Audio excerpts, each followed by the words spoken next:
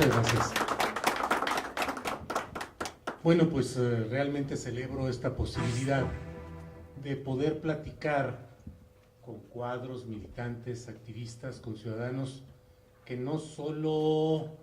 tienen una referencia tangencial a lo que sucede en el país, sino que están involucrados en la organización y en la lucha, que son los únicos mecanismos que realmente nos pueden permitir salir adelante en estas circunstancias en las que está el país.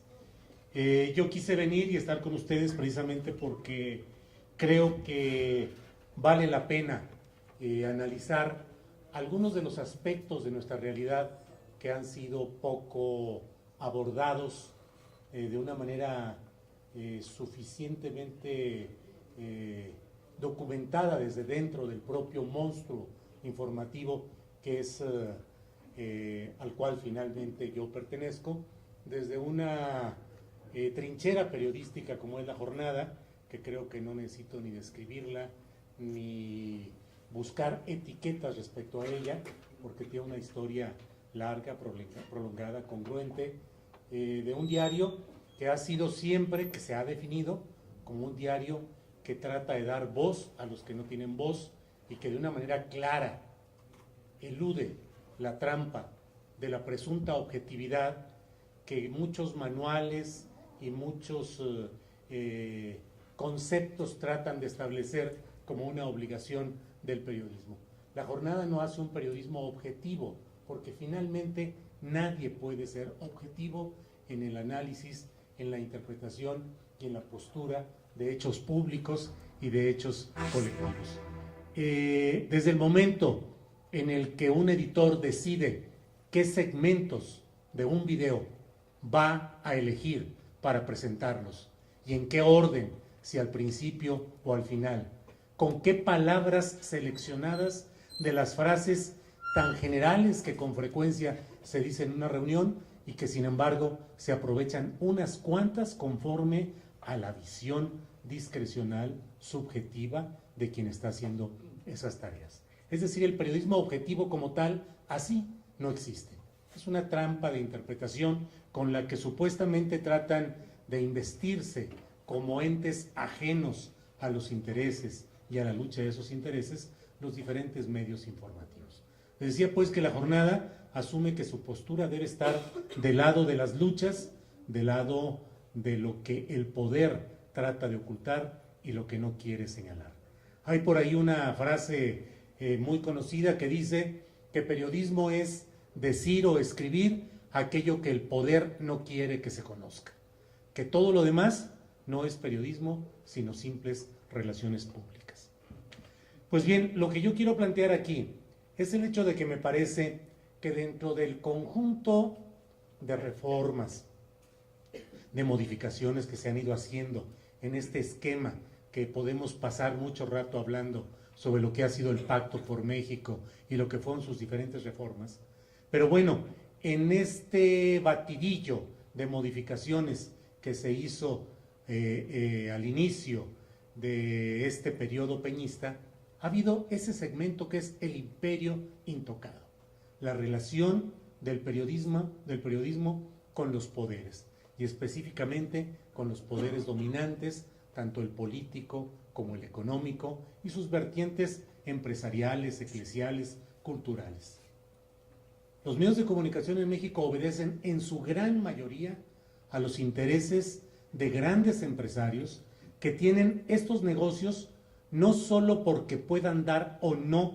grandes ganancias económicas, sino fundamentalmente porque son instrumentos de presión para conseguir los negocios fundamentales que muchos de esos empresarios tienen y porque se constituyen en una forma de interlocución con el poder para la consecución de fines que son ajenos al periodismo. No es un problema mexicano, es un problema mundial, y hay países como Italia donde la concentración del poder mediático se ha traducido también en concentración del poder político, con abusos, con excesos y también con una alta corrupción.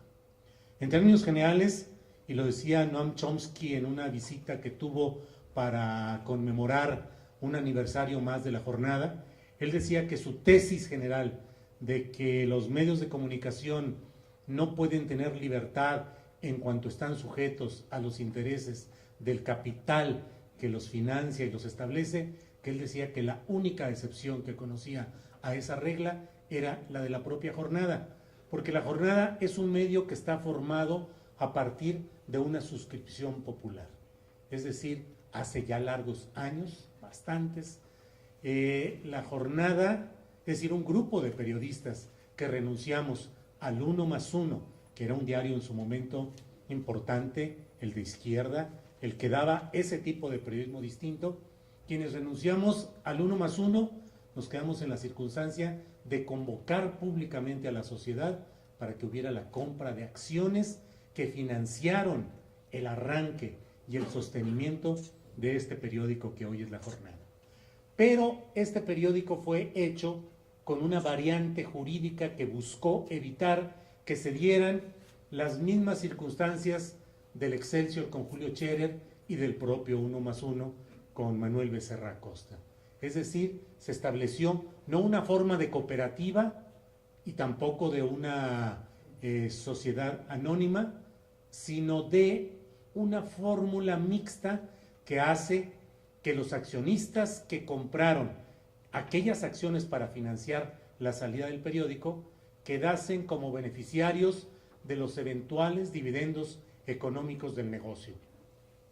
Es decir, son los accionistas preferentes. En caso de haber ganancias, allí deberían de entregárseles esas ganancias con preferencia a esos accionistas. Y se constituyó una asamblea de otros accionistas ordinarios, que somos alrededor de 150,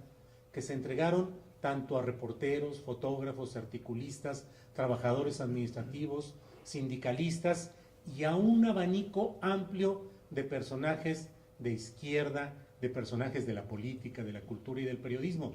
De tal manera que Carlos Payán, que fue el director fundador de La Jornada, o Carmen Lira, que ahora dirige La Jornada, solo tienen por sí mismos un solo voto. Hay quienes nos dicen, si Slim compra las acciones de La Jornada, pues en primer lugar no se venden, porque no hay acciones disponibles, salvo las que cada persona de aquellos que compraron en su momento se las quisieran vender a Carlos Slim y él las comprara y esperara que hubiera dividendos empresariales para ese negocio. Cosa bastante difícil porque las cosas económicas en un periódico como La Jornada no dan para mucha ganancia económica, no es un negocio, no mueve el sentido de ese negocio. Pero las decisiones de nombrar o de quitar al director de La Jornada o a la directora y de definir los asuntos editoriales y periodísticos los toma esa comunidad de 150 personas más o menos. A diferencia de ello, en la mayoría de los medios de comunicación, lo que hay, insisto, son empresarios y representantes de los grandes grupos empresariales. Eso lo vemos actualmente de manera muy concentrada en lo que es el ámbito del periodismo electrónico y particularmente del periodismo televisivo.